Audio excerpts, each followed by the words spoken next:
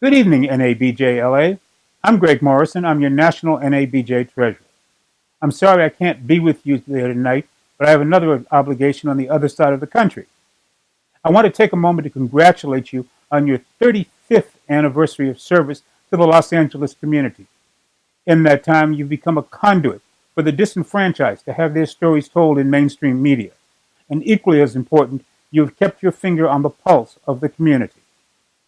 It was on this date in 1975 that NABJ itself was founded in Washington, D.C. We would like to encourage you to participate next summer in the national convention that'll be a joint event with the National Association of Hispanic Journalists, August 3rd through the 7th. And until then, continue to serve, continue to tell our story. I'm Michelle Miller, CBS News correspondent here on West 57th Street in Studio 47 of the Broadcast Center. But back in the early 1990s, I was a young journalist looking for a job, a real job, after my summer internship with the LA Times. I moved back to Los Angeles in 1989 after graduating from Howard University, and already a member of NABJ, I came to know many of the members of the Black Journalists Association of Southern California through my internships there. Well, President Linda Williams, Gail Pollard Terry, Sharice Jones, people had already begun to work tirelessly on hosting the 1990 NABJ National Convention in Los Angeles. It was a Herculean task, and just before it, I landed a job at the Orange County News Channel, one of the first local 24-hour cable news startups in the country. Despite all of our worries, the conference, it was a success. People had a great time, but much of a toll had been taken out on the chapter. As you well know, many hands makes for easy work, but our numbers were declining, and no one was running to helm the ship.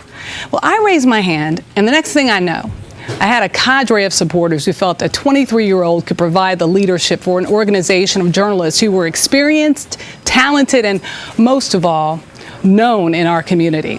They stood by me, they stood behind me, and sometimes ahead of me, and we accomplished some great things. A congressional district debate with many of the leading candidates, a newsletter heralding all the news fit to print, as we would say. Thanksgiving giveaways, speakers summits after the infamous 1992 Los Angeles riots. But most of all, we were a resource to our own community of journalists, the young breaking into the business, those mid-career, and those looking for the next great opportunity. That networking experience was invaluable for so many of us. It was a source of protection, a resource of opportunity, and a bonding that has kept many of us in touch to this day. I left Los Angeles in March of 1993, still in office, but with an appreciation of service. I would never have made it here, right here, without the members of BJASC guiding me through. I will forever adore you. Thank you so much for setting me on the right track. At long last, this is my chance to do a video testimonial as to the importance of the Black Journalists Association of Southern California and the National Association of Black Journalists in my life. It's not an overstatement to say it's changed my life. Going to conventions dating back to the mid-'80s. My first one was in Dallas. And after that, I was hooked.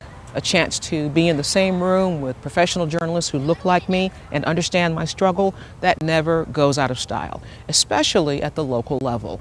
I've been an active member of this chapter in LA and the chapter before that in Miami and the chapter before that in Cincinnati, simply because I would have joined sooner had I known it existed.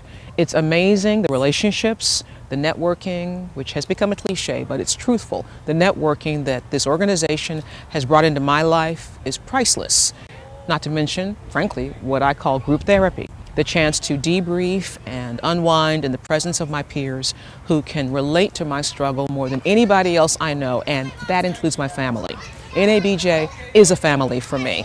And now as we hear some happy children swinging by, I will speak up and wind this down by simply saying NABJ is the truth. If you haven't joined it, if you haven't thought about it, you need to. As a former chapter president, longtime local and national member, it's one of the smartest decisions I ever made, aside from maybe getting married. And for the record, I met my husband because of NABJ. Changed jobs. He brought a press release to one of my newsrooms after I changed jobs, a job I got because of NABJ. And as they say, the rest is history. Thanks, NABJ, and continued success.